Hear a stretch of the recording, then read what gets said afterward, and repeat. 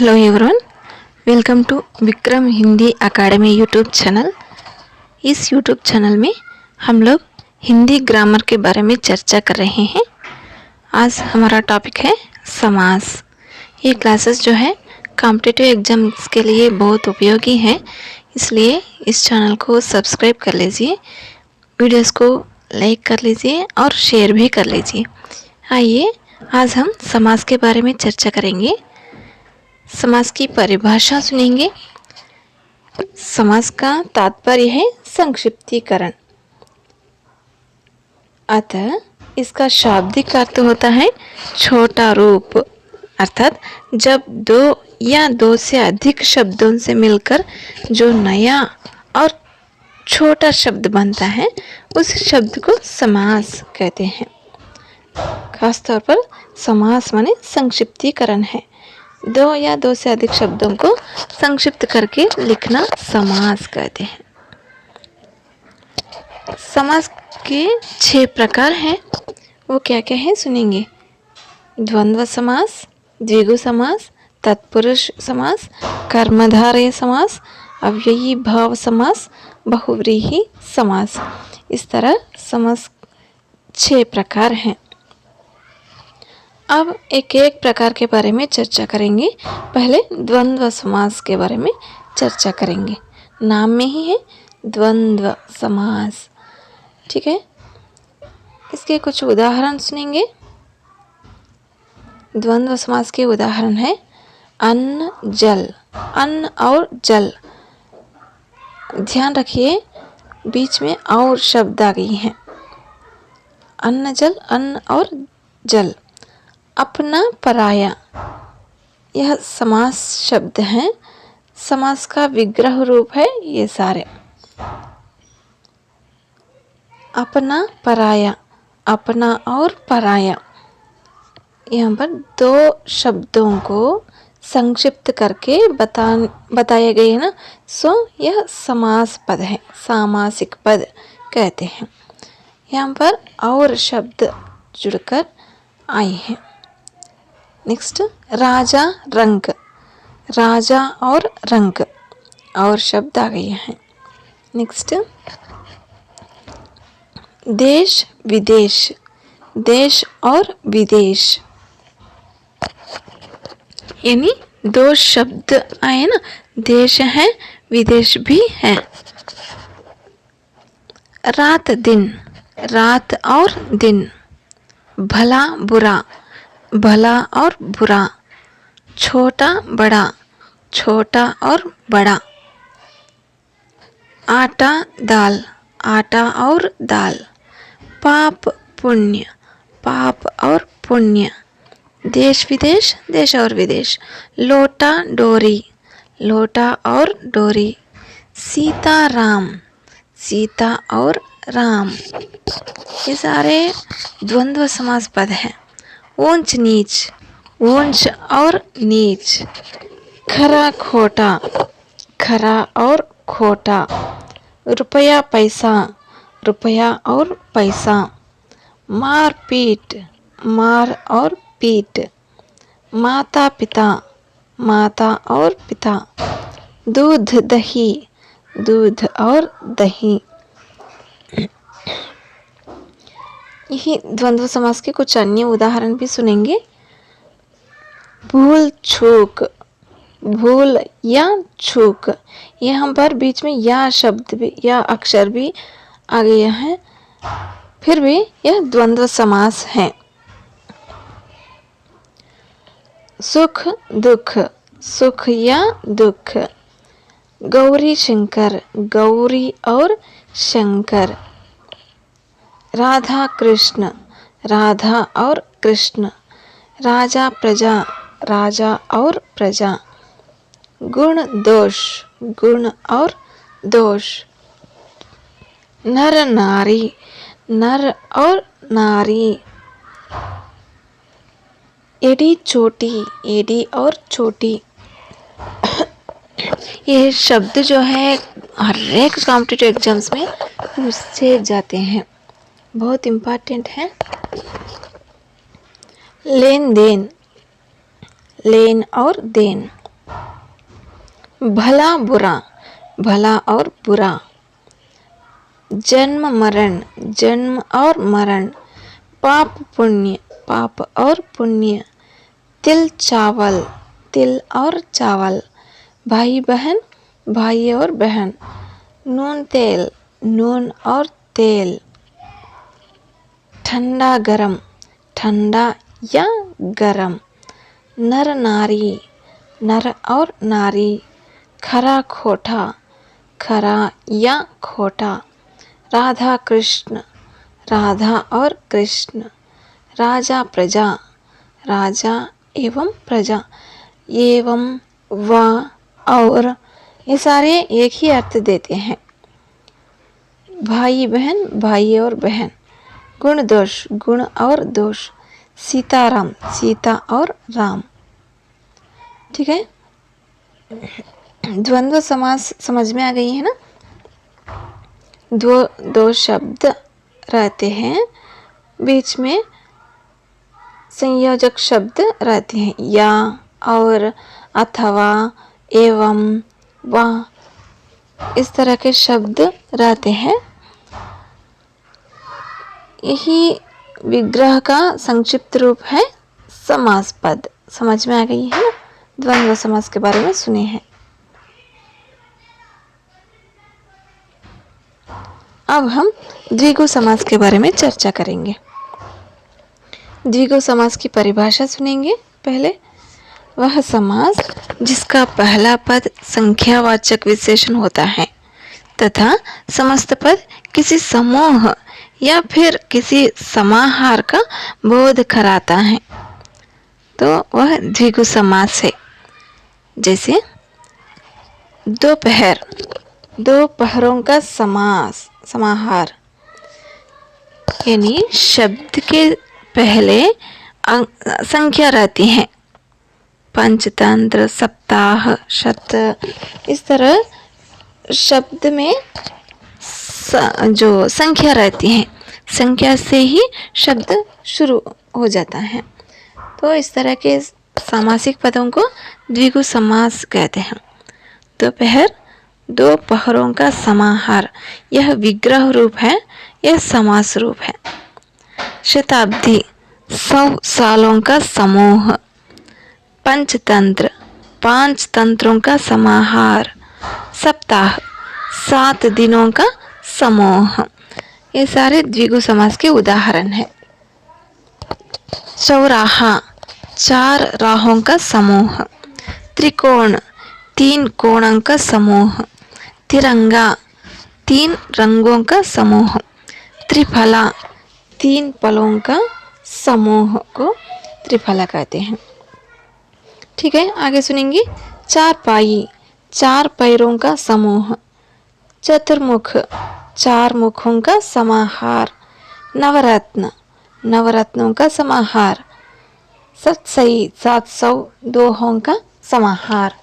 त्रिभुवन, 3 भुवनों का समाहार। दो राहा, 2 राहों का समाहार। ध्यान दीजिए, हर एक शब्द में भी पहले संख्या है।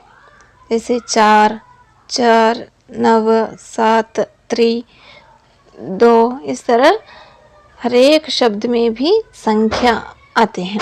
संख्या आने पर इस तरह के 8 कोना, 8 कोनों का समाहार। छमाही, 6 माहों का समाहार।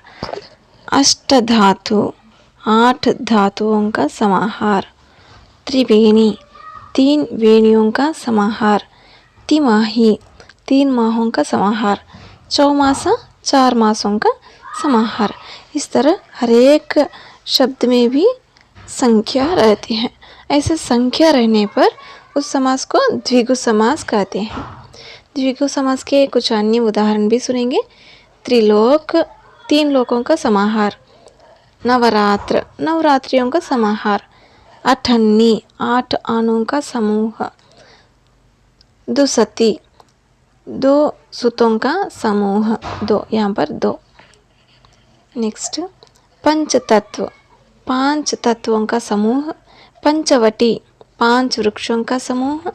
सप्त सिंधु 7 सिंधुओं का समूह, चौमासा 4 मासों का समूह, चतुर्वर्ण 4 वर्णों का समाहार। ये सारे द्विगु समास के उदाहरण हैं। हर एक कॉम्पिटिटिव एग्जाम्स में पूछे जाते हैं। शब्द पूछते हैं, इसका विग्रह रूप भी पूछने की संभावना है। पंचवटी 5 वृक्षों का समूह, सप्त सिंधु 7 सिंधुओं का समूह, चौमासा 4 मासों का समूह, चतुर्वर्ण 4 वर्णों का समूह को ये सारे द्विगु समास के लिए उदाहरण है। आगे हम लोग तत्पुरुष समास के बारे में चर्चा करेंगे। तत्पुरुष समास की परिभाषा सुनेंगे पहले। तत्पुरुष समास वह होता है जिसमें उत्तर पद प्रधान होता है, अर्थात प्रथम पद गौण होता है। गौण माने सेकेंडरी अनइम्पॉर्टेंस, एवं उत्तर पद की प्रधानता होती है। वह समास करते वक्त बीच की विभक्ति का लोप हो जाता है। इस समास में आने वाले कारक चिन्हों को से, के लिए, से, का, के, की, में, पर आदि का लोप होता है। हम लोग उदाहरण सुनने पर आसानी से समझ में आ जाता है। तत्पुरुष समास की परिभाषा वही है जो तत्पुरुष समास में उत्तर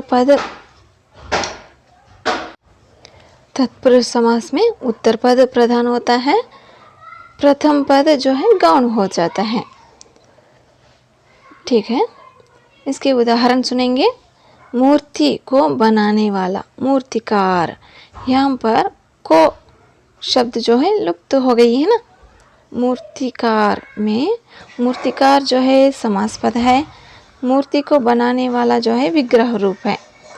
तो यहाँ पर मूर्तिकार में को लुप्त हो गई है। मूर्तिकार, मूर्ति को बनाने वाला। नेक्स्ट कालजयी, काल को जीतने वाला। यह तत्पुरुष समास है, को लुप्त हो गई है। राजद्रोही, राजद्रोही में राजा को धोखा देने वाला। को शब्द को अक्षर जो है लुप्त हो जाता है। आत्मघाती, खुद को मारने वाला। मांसाहारी, मांस को खाने वाला। शाकाहारी, शाक को खाने वाला। यानी शाक माने यहाँ पर पौधे, छोटे छोटे पौधे रहते हैं ना, वो तरकारी में आते हैं ना, वो शाकाहारी। नेक्स्ट, ऐसा समझने के लिए तत्पुरुष समास को आसानी से समझने के लिए कुछ प्रकारों में बांटे गए हैं। कारक चिन्हों के अनुसार समास को 6 प्रकारों में बांटे गए हैं। खासतौर पर तत्पुरुष समास को 6 प्रकारों में बांटे गए हैं। कर्म तत्पुरुष समास, करण तत्पुरुष समास, संप्रदान तत्पुरुष समास, अपादान तत्पुरुष समास, संबंध तत्पुरुष समास, अधिकरण तत्पुरुष समास। इस प्रकार 6 भागों में बांटे गए हैं तत्पुरुष समास को। अब हम एक एक प्रकार के बारे में सुनेंगे। कर्म तत्पुरुष समास में को चिन्ह को लोप हो जाता है। यानी कर्म कारक कौन सा है? को है ना। को चिन्ह जो है लुप्त होकर आ जाता है। ग्रामगत, ग्राम को गया हुआ। यहाँ पर को लुप्त होकर बन गया है शब्द ग्रामगत। नेक्स्ट, यथा प्राप्त, यश प्राप्त, यश को प्राप्त। यहाँ पर प्राप्त को जो है लुप्त हो गई है। स्वर्गगत, स्वर्ग को गया हुआ। को लोप दिखाई पड़ रही है ना, स्वर्गगत, स्वर्ग को गया हुआ। ग्रंथ को लिखने वाला, ग्रंथकार। माखन को चुराने वाला, माखन चोर। सम्मान प्राप्त, सम्मान को प्राप्त करने वाला। को यहाँ पर लुप्त हो गई हैं। यह विग्रह रूप है, यह समास रूप है। सम्मान प्राप्त, सम्मान को प्राप्त। जहाँ को अक्षर का लुप्त होता है वहाँ कर्म तत्पुरुष समास रहता है। समझ में आ गई है ना। नेक्स्ट, इससे संबंधित कुछ उदाहरण भी सुनेंगे। परलोक गमन, परलोक को गमन। शरणागत, शरण को आया हुआ। आशातीत, आशा को लांघ कर गया हुआ। सिर तोड़, सिर को तोड़ने वाला।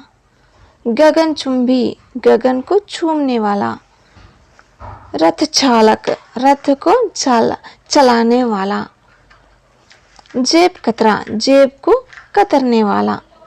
यहाँ पर भी को अक्षर का लोप हो चुका है ना, इसलिए ये पूरे क्या है, कर्म तत्पुरुष समास के अंतर्गत आने वाले हैं। अब करण तत्पुरुष समास के बारे में चर्चा करेंगे। करण कारक चिन्ह कौन सा है? से, है ना।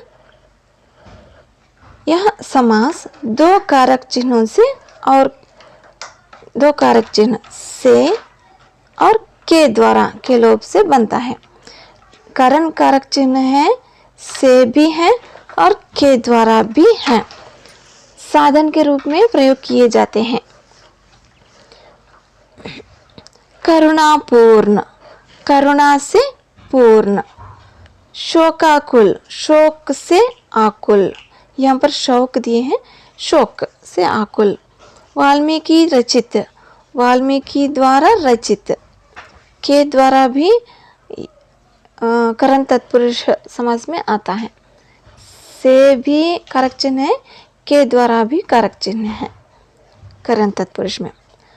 शोकातुर, शोक से आतुर। कष्ट साध्य, कष्ट से साध्य। मन माना, मन से माना हुआ। शराहत, शर से आहत। यहाँ पर से के द्वारा ये सारे शब्द लुप्त होकर समास पद बन गई है ना। ये सारे पद जो है करण तत्पुरुष समास पद है।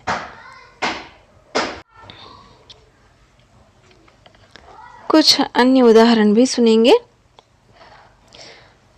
अकाल पीड़ित, अकाल से पीड़ित। भूख मरा, भूख से मरा। सूर रचित, सूर द्वारा रचित। आचार कुशल, आचार से कुशल। रस भरा, रस से भरा। मन चाहा, मन से चाहा। यहाँ पर भी से द्वारा शब्द जो है लुप्त हो गई है, तो यहाँ पर करण तत्पुरुष समास है। संप्रदान तत्पुरुष समास के बारे में चर्चा करेंगे। इस समास में कारक चिन्ह के लिए का लोप होता है। संप्रदान का कारक चिन्ह है के लिए, सो यह कारक चिन्ह लुप्त हो जाता है। जैसे प्रयोगशाला, प्रयोग के लिए शाला। डाक गाड़ी, डाक के लिए गाड़ी। रसोई घर, रसोई के लिए घर। यज्ञशाला, यज्ञ के लिए शाला। देशार्पण, देश के लिए अर्पण। गौशाला, गौओं के लिए शाला। सत्याग्रह, सत्य के लिए आग्रह। तो यहाँ पर समझ में आ गई है ना। के लिए शब्द जहाँ लुप्त हो जाता है वहाँ संप्रदान तत्पुरुष समास रहता है। नेक्स्ट कुछ उदाहरण। पाठशाला, पाठ के लिए शाला। देशभक्ति, देश के लिए भक्ति। विद्यालय, विद्या के लिए आलय। हथकड़ी, हाथ के लिए कड़ी। सभा भवन, सभा के लिए भवन। लोक हितकारी, लोक के लिए हितकारी। देवालय, देव के लिए आलय। राह खर्च, राह के लिए खर्च। यहाँ पर भी के लिए शब्द लोप हो गई है ना, सो ये सारे शब्द जो हैं संप्रदान तत्पुरुष समास शब्द। नेक्स्ट अपादान तत्पुरुष समास के बारे में जानेंगे। इस समास में अपादान कारक के चिन्ह क्या है? से। अभी तक हमें से और एक कारक चिन्ह भी सुने हैं, कारक भी सुने हैं। क्या है? करण। करण तत्पुरुष में भी से आ गई है, लेकिन वहाँ साधन के लिए प्रयोग किए जाते हैं, यानी साधन के रूप में, लेकिन यहाँ पर अलग करने के रूप में प्रयोग किए जाते हैं। ये सारे हमें कारक चिन्हों में पढ़ेंगे। कारक टॉपिक पे हम लोग पढ़ सकते हैं। ऋण मुक्त, ऋण से मुक्त है, यहाँ पर अलगपन दिखा रही है से शब्द। धनहीन, धन से हीन। गुणहीन, गुण से हीन। विद्या रहित, विद्या से रहित। पथ भ्रष्ट, पथ से भ्रष्ट। जीवन मुक्त, जीवन से मुक्त। रोग मुक्त, रोग से मुक्त। बंधन मुक्त, बंधन से मुक्त। दूरागत, दूर से आगत।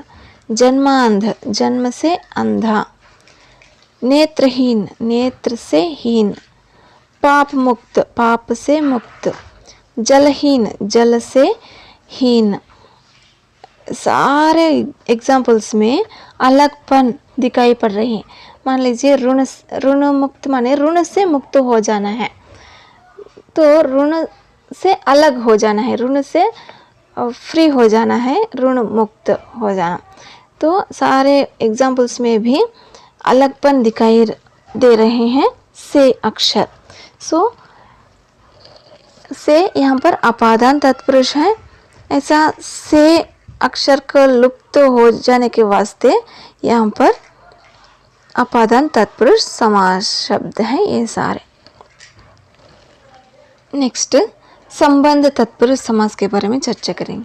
संबंध कारक के चिन्ह है का, के, की का लोप होता, वहाँ संबंध तत्पुरुष समास होता है। जैसे भूदान, भू का दान। राष्ट्र गौरव, राष्ट्र का गौरव। राजसभा, राजा की सभा। जलधारा, जल की धारा। भारत रत्न, भारत का रत्न। पुष्प वर्षा, पुष्पों की वर्षा। उद्योगपति, उद्योग का पति। पराधीन, दूसरों के अधीन। सेनापति, सेना का पति। राज दरबार, राजा का दरबार। देश रक्षा, देश की रक्षा। गृह स्वामी, गृह का स्वामी। तो हम लोग यदि ऑब्जर्व किए जाए तो का, के, की का लोप हो चुका है। तो ऐसा का, के, की का लोप हो तो वहाँ पर संबंध तत्पुरुष समास रहता है। समझ में आ रही है? नेक्स्ट अधिकरण तत्पुरुष। इस समास में कारक चिन्ह है में, पर। में पर का लोप हो जाता है अधिकरण तत्पुरुष समास में। जैसे गृह प्रवेश, गृह में प्रवेश। पर्वतारोहण, पर्वत पर आरोहण। ग्राम वास, ग्राम में वास। आप बीती, आप पर बीती। जल समाधि, जल में समाधि। जलज, जल में जन्मा। नीति कुशल, नीति में कुशल। नरोत्तम, नरों में उत्तम। गृह प्रवेश, गृह में प्रवेश। इन सारे उदाहरणों में क्या लोप हो रहा है? में पर। में पर लोप हो जाने पर जो शब्द बन रहे हैं उन शब्दों को क्या कहते हैं? अधिकरण तत्पुरुष समास शब्द कहते हैं। ठीक है, अब हम कर्मधारय समास के बारे में चर्चा करेंगे। अभी तक हमें तत्पुरुष समास के बारे में चर्चा किए हैं, द्वंद्व समास के बारे में भी चर्चा किए हैं, द्विगु समास के बारे में भी चर्चा हो चुकी है। अब हम कर्मधारय समास के बारे में चर्चा करेंगे। इसकी परिभाषा सुनेंगे पहले। वह समास जिसका पहला पद विशेषण एवं दूसरा पद विशेष्य हो। पूर्व पद एवं उत्तर पद में उपमान उपमेय का संबंध माना जाता है, वह कर्मधारय समास होता है। प्रथम पद क्या है? विशेषण रहता है, दूसरा पद विशेष्य रहता है। इस समास का उत्तर पद प्रधान है। कर्मधारय समास में उत्तर पद प्रधान है। इंपॉर्टेंट है, पूछने की संभावना है। कर्मधारय समास में उत्तर पद प्रधान होता है।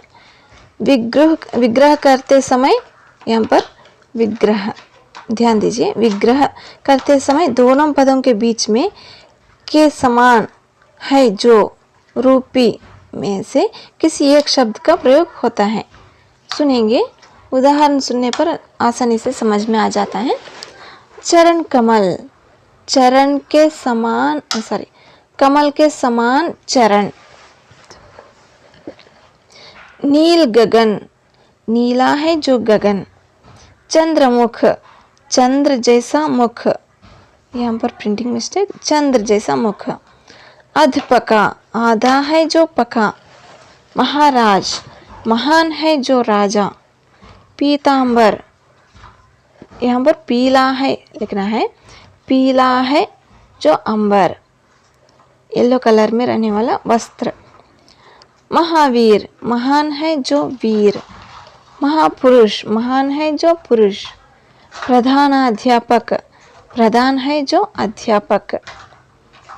कापुरुष, कायर है जो पुरुष। ध्यान दीजिए, यहाँ पर के समान या तो है जो, ये शब्दों का लोप हो चुका है, तो यहाँ पर कर्मधारय समास होता है। नेक्स्ट,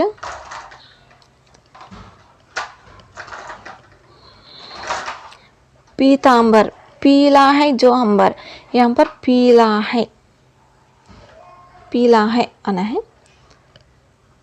महात्मा, महान है जो आत्मा। लाल मणि, लाल है जो मणि।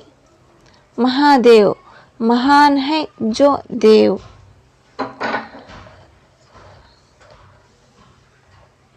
आप याद रखें तो, आप ध्यान दिए तो, पहला पद जो है विशेषण रहता है, दूसरा पद जो है विशेष्य रहता है।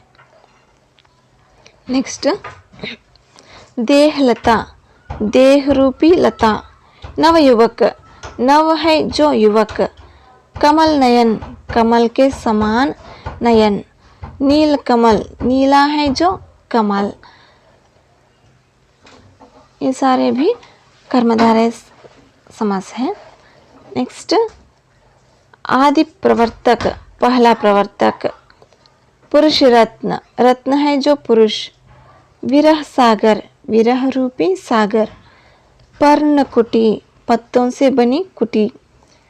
चल संपत्ति, गतिशील संपत्ति। भवजल, भव रूपी जल। भव माने संसार, संसार रूपी जल। कीर्तिलता, कीर्ति रूपी लता। भक्ति सुधा, भक्ति रूपी सुधा। मुखारविंद, अरविंद के समान मुख। पुत्र रत्न, रत्न के समान पुत्र। आगे भी कर्मधारय समास के कुछ उदाहरण सुनेंगे। कर्ण सर्प, कृष्ण सर्प, कृष्ण है जो सर्प। सज्जन, सत है जो जन। नील गाय, नीली है जो गाय। शुभागमन, शुभ है जो आगमन। कनक लता, कनक के समान लता। प्राण प्रिय, प्राणों के समान प्रिय। भुज दंड, दंड के समान भुजा। मृगलोचन, मृग के समान लोचन। कनक लता, कनक के समान लता। घनश्याम, घन के समान श्याम यानी काला। विद्याधन, विद्या रूपी धन। भवजल, भव रूपी जल। आशालता, आशा की लता। नरसिंह, नर रूपी सिंह। प्राणप्रिय, प्राणों के समान प्रिय। स्त्री रत्न, स्त्री रूपी रत्न। ये सारे शब्द जो है कर्मधारय समास के शब्द हैं। अब हम बहुव्रीहि समास के बारे में चर्चा करेंगे। बहुव्रीहि समास की परिभाषा है, बहुव्रीहि समास ऐसा समास होता है जिसके समस्त पदों में से कोई भी पद प्रधान नहीं होता है। जैसे पूर्व पद, उत्तर पद अभी तक हमें चर्चा की है ना, इनमें दोनों पद भी प्रधान नहीं है। ये दोनों पद मिलकर किसी तीसरे पद की ओर संकेत करते हैं। वह समास बहुव्रीहि समास कहलाता है। उदाहरण सुनेंगे। गजानन, गज से आनन वाला गणेश है। यहाँ पर गज आनन, गज पूर्व पद है, आनन उत्तर पद है। दोनों मिला के कहीं दूसरे की ओर संकेत करते हैं, वो गणेश को संकेत करता है ना, इसलिए गजानन शब्द जो है बहुव्रीहि समास है। नेक्स्ट, चतुर्भुज, चार है भुजाएं जिसकी। किसके रहते हैं चार भुजाएं? विष्णु को रहते हैं ना। यहाँ पर चतुर्भुज, यहाँ पर चार भुजाएं, ऐसा दो पद है। चार जो है पूर्व पद है, भुजाएं उत्तर पद है। दोनों पद भी यहाँ पर प्रधान नहीं है, कहीं तीसरे पद के बारे में संकेत कर रही हैं। चतुर्भुज माने चार है भुजाएं जिसकी। किसे रहते हैं? विष्णु को रहते हैं ना। यहाँ पर चतुर्भुज में संख्या भी आ रही है ना, संख्या चार भुजाएं, तो यह द्विगु समास भी आती है, बहुव्रीहि समास भी आता है। सो यहाँ पर तीसरा शब्द के बारे में या तीसरे व्यक्ति के बारे में संकेत कर रहा है ना, इसीलिए चतुर्भुज शब्द जो है बहुव्रीहि समास है।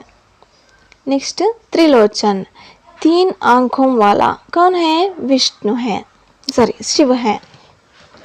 तीन आंखों वाला कौन है? शिव है, इसीलिए त्रिलोचन शब्द जो है बहुव्रीहि समास है। नेक्स्ट, अव्ययी भाव समास के बारे में चर्चा करेंगे। अव्ययी भाव समास, अव्यय माने क्या है सुनेंगे। इस समास में पहला या पूर्व पद अव्यय होता है और उसका अर्थ प्रधान होता है। अव्यय के संयोग से समस्त पद भी अव्यय बन जाता है। इसमें पूर्व पद प्रधान होता है। याद रखिए कौन सा पद प्रधान होता है, याद रखना है। अव्ययी भाव समास में पूर्व पद प्रधान होता है। इसके कुछ उदाहरण सुनेंगे। आजन्म, जन्म से लेकर। यथामति, मति के अनुसार। प्रतिदिन, दिन दिन। यहाँ पर यथा, प्रति, आ ये शब्द जो है अव्यय शब्द है। काल, वचन, लिंग के अनुसार जो नहीं बदलते हैं इसे अव्यय कहते हैं ना। घर घर, प्रत्येक घर। निस्संदेह, संदेह रहित। प्रत्यक्ष, आंखों के सामने। बेखटके, बिना खटके। ये सारे शब्द भी अव्यय शब्द हैं। यथा समय, समय के अनुसार। यथा रुचि, रुचि के अनुसार।